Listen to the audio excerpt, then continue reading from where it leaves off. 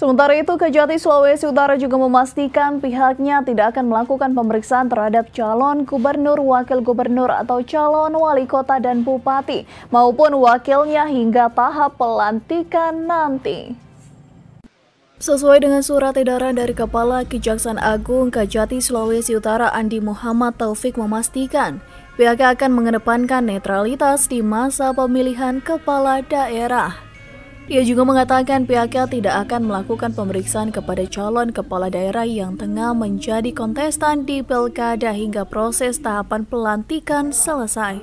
Saya kira ini sudah ada surat edaran dari Pak Jaksa Agung bahwa teman-teman yang mencalonkan untuk sebagai gubernur, wali kota, bupati atau wakil itu sudah ada surat edarannya bahwa tidak boleh dilakukan pemeriksaan sampai dengan dilantiknya.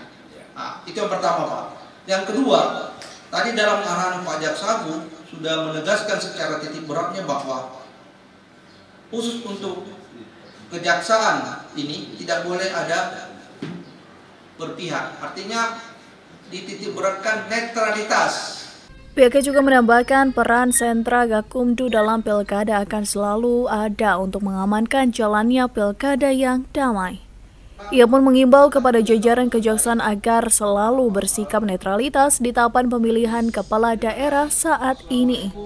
Eka Putra melaporkan untuk Kawanua TV.